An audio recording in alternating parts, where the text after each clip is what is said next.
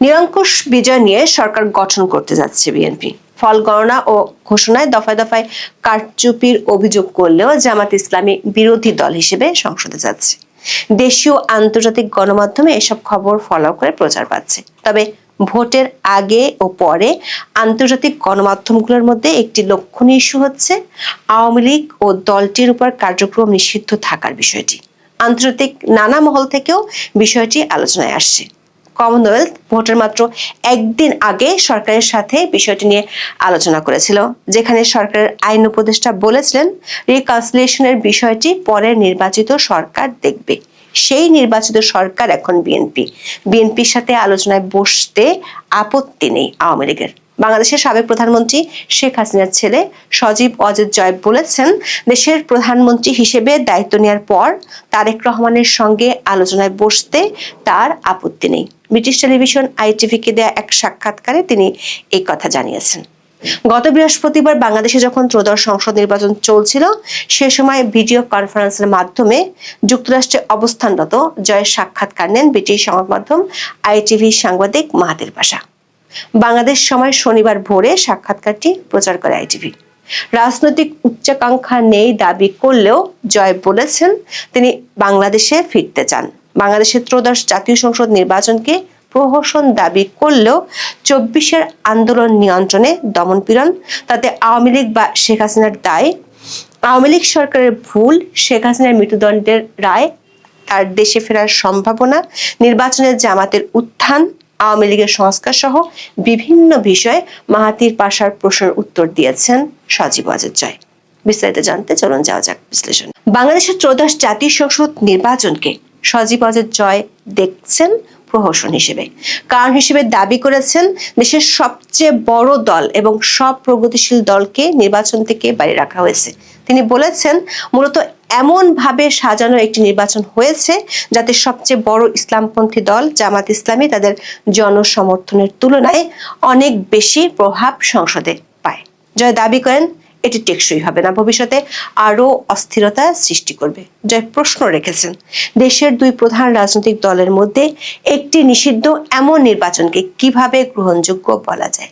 যুক্তরাজ্যে যদি টরি বা লিবারেলদের যে কোনো একটি দল নিষিদ্ধ করা হতো, সেটার সমতুল্য পরিস্থিতি এটা। তিনি প্রশ্ন রাখেন, যুক্তরাষ্ট্রে যদি ডেমোক্রেট বা রিপাবলিকানদের যে কোনো একটিকে নিষিদ্ধ করা হয়, তাহলে কি সেটিকে কোনোভাবে অবাধ ও সুষ্ঠু নির্বাচন বলা যাবে?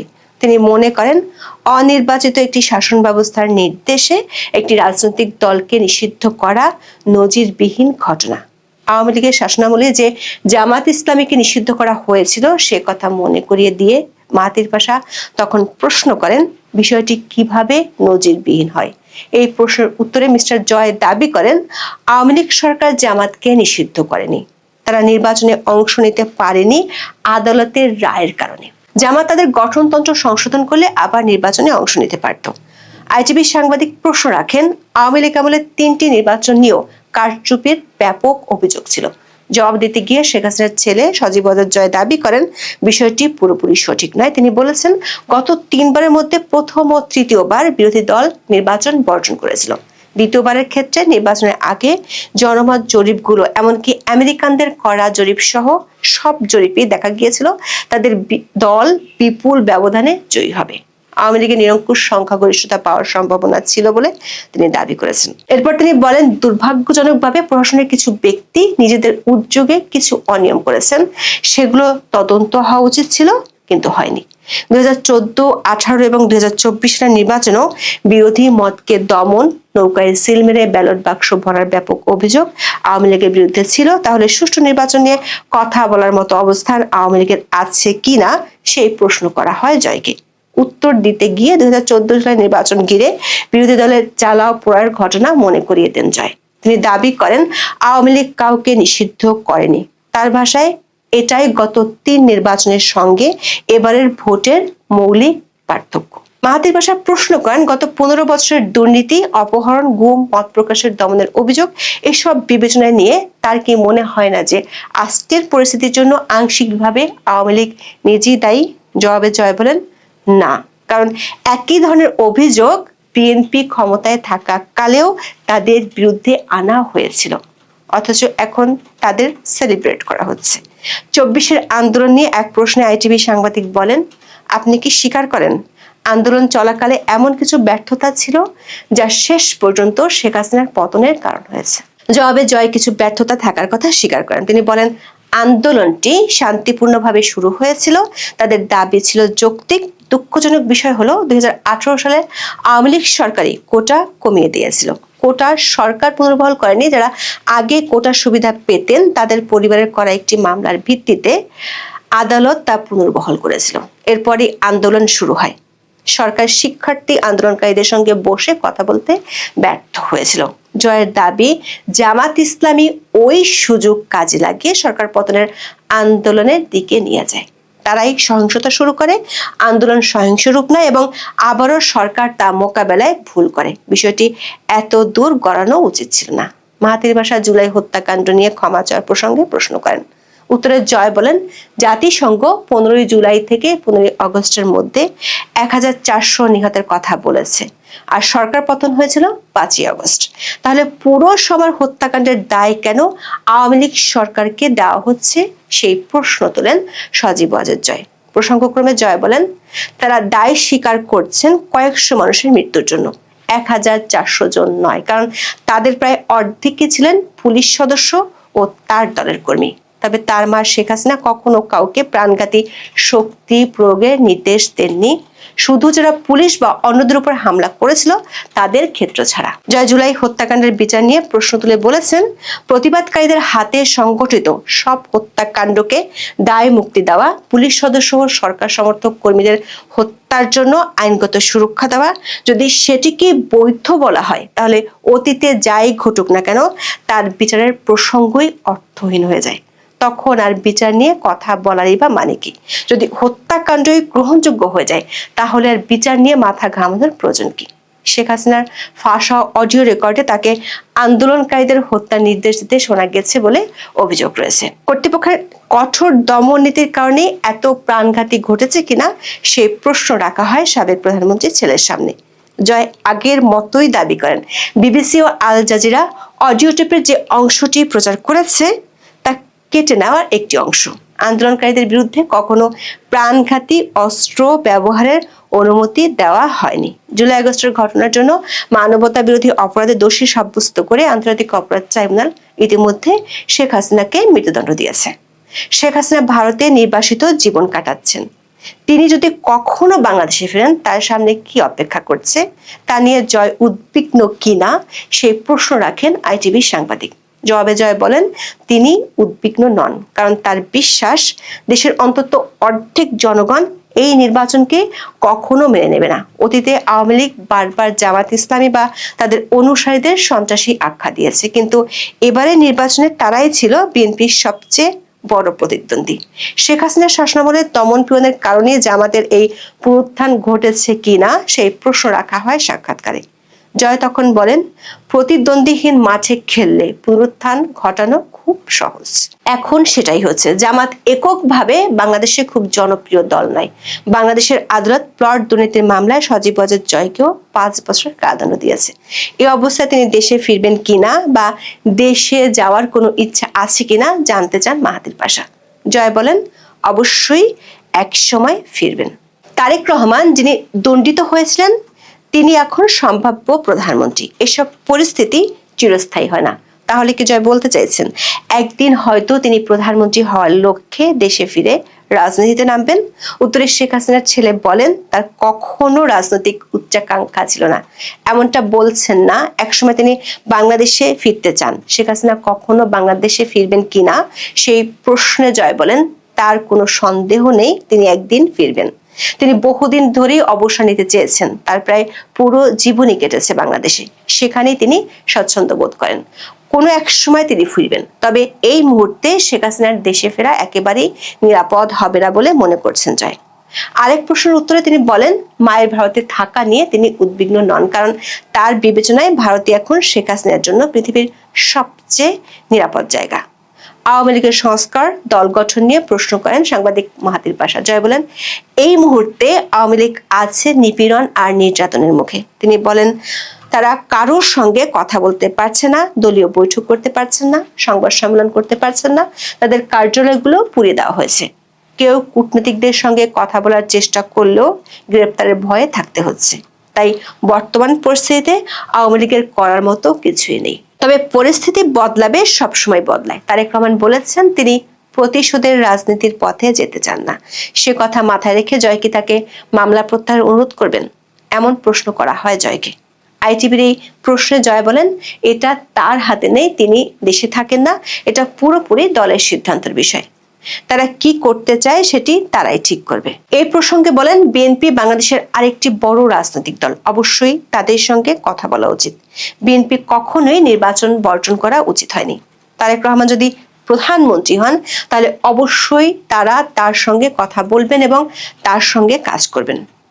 বাংলাদেশে মুজিব পরিবার ও জিয়া পরিবার বংশানুক্রমিক নেতৃত্ব নিয়ে অনেকেই সমালোচনা করেন। এর অবসান হওয়া উচিত কি না সেই প্রশ্ন করা হয় সজীব ওয়াজেদ জয়কে। জবাবে তিনি বলেন, এটা কি বংশানুক্রমিক রাজনীতি? তারা নিজেরা রাজনীতিতে থাকতে চান নাকি তৃণমূল পর্যায়ের মানুষ দলীয় কাউন্সিলে বারবার ভোট দিয়ে নির্বাচিত করেন? জয় দাবি করেন, তিনি যদি বাংলাদেশের প্রধানমন্ত্রী হতে চাইতেন তাহলে অনেক আগেই হতে পারতেন। তার মা 1 দশকের বেশি সময় ধরে তাকে নির্বাচনে দাঁড়াতে, সংসদ সদস্য হতে উৎসাহ দিয়ে আসছিলেন। তাহলে কেন জয় প্রধানমন্ত্রী হতে চাননি? জবাবে জয়ের উত্তর ছিল, তিনি স্বাচ্ছন্দ্যে থাকতে পারলেই খুশি। দর্শক, বিএনপির ভূমিধস জয়ে এনসিপি এবং জামাতের পক্ষ থেকে নানা ধরনের অভিযোগ করা হচ্ছে এবং এনসিপির যারা পরিচালক, যারা দেশের বাইরে থেকে এনসিপিকে এবং এই মানে ছাত্র জনতার যে গত 1.5 বছর ধরে বিভিন্ন ধরনের মব তৈরি হয়েছে, সেই মবকে যারা পরিচালনা করেছেন তারা বলার চেষ্টা করেছেন যে 5,000-এর মতো, 5,000 এবং 5,000-এর কম ব্যবধান ফলাফল নির্ধারিত হয়েছে অন্তত 53টি আসনে। সেগুলোর ফলাফল জামাতের দিকে যেত, সেটা বিএনপির দিকে নেওয়া হয়েছে। তাহলে জামাত এনসিপি জোটের বিজয়ী হয়ে ক্ষমতায় যাওয়া সম্ভব ছিল। কিন্তু আমরা দেখছি যে 53টা যদি যোগ হয়, জামাত এনসিপি জোট পেয়েছে 74টা আসন, সব মিলে তাদের জোট পেয়েছে 77টা আসন। 77টা আসনের সঙ্গে যদি 53টা যোগ করাও যায়, আমি তর্কের খাতিরে ধরলাম, তাহলে তাদের আসন হয় 130টা। সংসদে যেতে হলে প্রয়োজন 151টা। বাকি 21টা সিট কোত্থেকে আসলো? অর্থাৎ হিসাব দিতে গিয়েও এক ধরনের খেই হারিয়ে ফেলার ব্যাপার আমরা দেখছি। তেমনি এনসিপি নেতাদের এখন এই অবস্থায় নানা ধরনের মুখরোচক মন্তব্য করতেও আমরা দেখছি। সেই মুখরোচক মন্তব্য করতে গিয়ে মেটিকুলাস ডিজাইনের কথা তারা বলে ফেলছেন এবং সাবেক উপদেষ্টা মেটিকুলাস ডিজাইনের মাধ্যমে যাদের আগমন এবং উদ্ভব, মেটিকুলাস ডিজাইনে গত 1.5 বছর যা ইচ্ছা তাই যারা করেছে এবং সরকারে বসে থেকে যে উপদেষ্টা মেটিকুলাস ডিজাইনে নিজের ইচ্ছা মতো সব কিছু করেছে এবং যার বিরুদ্ধে অনেক দুর্নীতির অভিযোগ, সেই আসিফ মাহমুদ সজীব ভুঁইয়া বলেছেন যে বিএনপিকে মেটিকুলাস ডিজাইনের মাধ্যমে জিতিয়ে দেয়া হয়েছে। এর এই মন্তব্যটা শুনে আমার মনে হয় যে মানুষ মিস্টার বিন কিংবা চার্লি চ্যাপলিনের অভিনয় দেখে, কিংবা ভানু বন্দ্যোপাধ্যায়, রবি ঘোষের অভিনয় দেখে, কিংবা বাংলাদেশের দিলদার টেলিসামাদদের অভিনয় দেখে যে মানুষ হাসতে পারবে না, সেই মানুষও এই মন্তব্য শুনে হো হো করে হাসবে যখন বলা হবে মেটিকুলাস ডিজাইনে বিএনপিকে জিতিয়ে দেয়া হয়েছে। সেই মন্তব্যই করলেন আসিফ মাহমুদ সজীব ভুঁইয়া। সাথে আরও কি বললেন, এবং গত রাতে, গভীর রাতে, মানে এনসিপি নেতাদের একের পর এক গভীর রাতে বিভিন্ন ধরনের মন্তব্য করতে দেখেছি এবং তারা নাকি আক্রান্ত হচ্ছে, এই ব্যাপারগুলো তারা বলছেন। চলুন একটু জেনে দেখি মেটিকুলাস ডিজাইনটা কি, সাথে আর কি ঘটলো এনসিপি নেতাদের সঙ্গে। থাকবেন দর্শক। বলছিলাম আসিফ মাহমুদ সজীব ভুঁইয়ার কথা।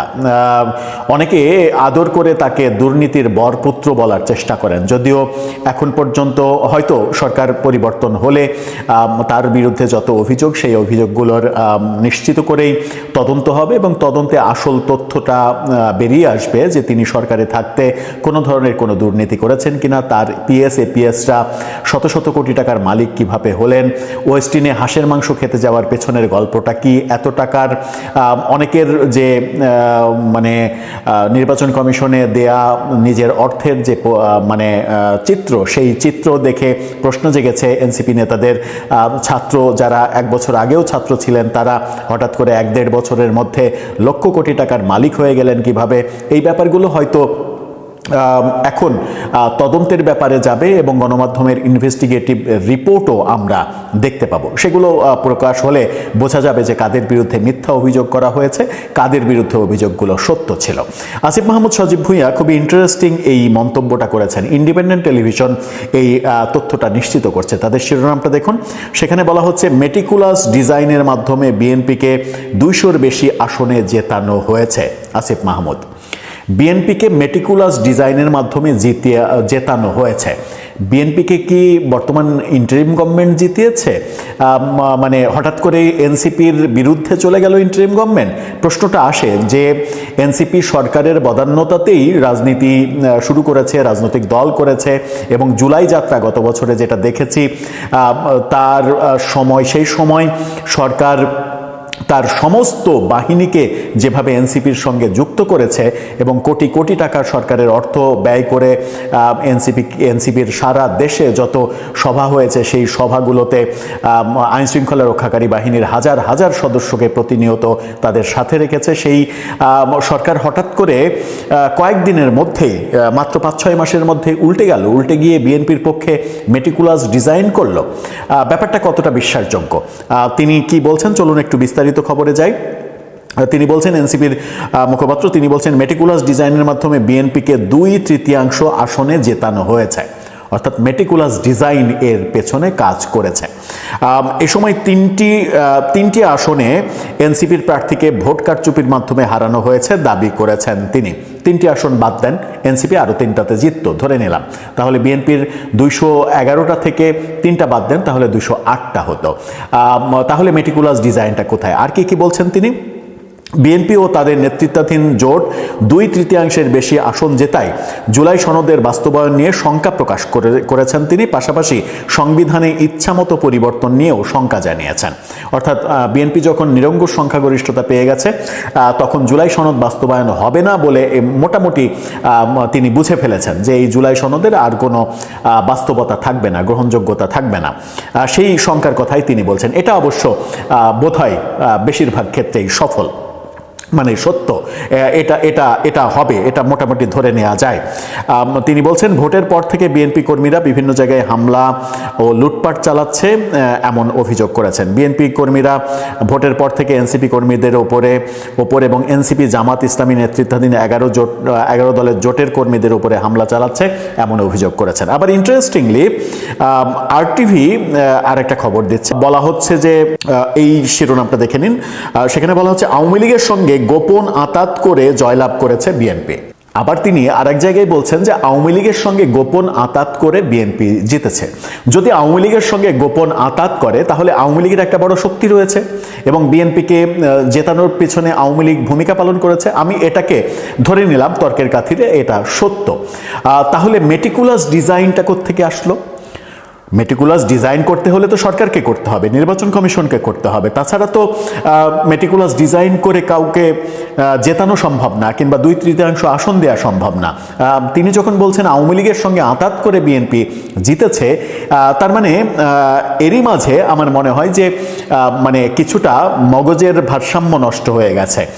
স্ববিরোধী কথা যখন একই জায়গায় বসে থেকে বলবেন, একবার বলবেন আওয়ামী লীগের সঙ্গে আঁতাত করে বিএনপি জিতেছে, আবার বলবেন মেটিকুলাস ডিজাইন করে বিএনপিকে জেতানো হয়েছে, এই কথাগুলোর মধ্যে আসলে সামঞ্জস্যতা থাকে না। আবার একটা ব্যাপার যেটা মানে আমরা দেখছি সারা দেশে এনসিপি জামাত শিবিরের নেতাকর্মীদের উপরে বিভিন্ন হামলার ঘটনা ঘটছে, এটা অনেকাংশেই সত্য। হয়তো তারা একটু বেশি বলছেন, কিন্তু ঘটনা ঘটছে, এটা সত্য। এবং এই ঘটনা ঘটার পেছনে গত 1.5 বছরে এনসিপি এবং এই আসিফ মাহমুদ সজীব ভুঁইয়াদের কাছের তরুণদের যে কর্মকাণ্ড, সেই কর্মকাণ্ড অনেকখানি দায়ী বলে অনেকে মনে করেন। সেই তর্কে যাচ্ছি না। আসিফ মাহমুদ সজীব ভুঁইয়া গত রাতে, গভীর রাতে ফেসবুকে একটা পোস্ট দিয়েছেন। সেই পোস্টটা আপনারা দেখে নিন। সেখানে তিনি দাবি করছেন যে মসজিদের মাইকে জনগণকে ডেকে এনসিপি নেতাদের ওপরে হামলা চালানো হচ্ছে, এই অভিযোগ করেছেন। আবার এই অভিযোগ আসিফ মাহমুদ সজীব ভুঁইয়া যখন করছেন, তখন আমরা দেখছি এনসিপির সদস্য সচিব আক্তার হোসেন গণমাধ্যম গত গভীর রাতে রাত 2টার দিকে এই খবর নিশ্চিত করেছে। আক্তার হোসেন তিনি বলছেন যে কোনো মুহূর্তে আমাকে মেরে ফেলা হতে পারে, এই অভিযোগ তিনি করছেন। সার্জিস আলম গভীর রাতে অভিযোগ করছেন যে বিএনপির সন্ত্রাসীরা আমাদের উপরে আক্রমণ করছে। এই ব্যাপারগুলো আমরা দেখছি। তার মানে এনসিপি নেতারা জামাতের চাইতে বেশি, এনসিপি নেতারা অনেক বেশি শঙ্কার মধ্যে রয়েছেন। অনেকে মনে করেন নির্বাচনে এই বিপুল পরাজয়ের পরে এনসিপি নেতারা অনেকেই সেফ এক্সিট নিতে বাধ্য হতে পারেন। তারা অনেকেই হয়তো দেশে থাকবেন না, কারণ তারা গত বছর ফেব্রুয়ারিতে রাজনৈতিক দল শুরু করার পর থেকে তাদের ভাব এমনটা তৈরি হয়েছিল যেন নির্বাচনের মাধ্যমে যে সরকার গঠন করা হবে এবং সেই সরকারের কাণ্ডারি তারা হবেন এবং তাদের নেতা নাহিদ ইসলাম তিনি প্রধানমন্ত্রী হবেন। আমাদের শফিকুল আলম তিনি তো ঘোষণাই দিয়েছেন, প্রধান উপদেষ্টার প্রেস সেক্রেটারি, তিনি তো নাহিদ ইসলাম পদত্যাগ করার সময় সংবাদ সম্মেলন করে তাকে আগামী দিনের প্রধানমন্ত্রী হিসেবে পরিচয় করিয়ে দিয়েছিলেন। সুতরাং মানে যে মেটিকুলাস ডিজাইনটা ওই পক্ষে হওয়ার কথা, সেই মেটিকুলাস ডিজাইনটা করে বিএনপিকে জেতানো হলো, এই মন্তব্য যখন আসে তখন এটা দিলদার টেলিসামাদ কিংবা রবি ঘোষ, ভানু বন্দ্যোপাধ্যায় কিংবা চার্লি চ্যাপলিন তাদের কমেডির চাইতে অনেক বড় কমেডি মনে হয়। দর্শক, আপনার কাছে কেমন মনে হয়? একটু হাসতে ইচ্ছা করে না? মেটিকুলাস ডিজাইনে সত্যি কি বিএনপিকে জেতানো হলো? বিএনপির ভাষ্য কি হবে? বিএনপি কি বলবে? তারা কোন স্বার্থ দিয়ে, সরকারকে কোন স্বার্থের বিনিময়ে এই মেটিকুলাস প্ল্যান করতে সহায়তা করেছিল? আপনার মতামত জানিয়ে লিখতে পারেন আমাদের কমেন্ট বক্সে।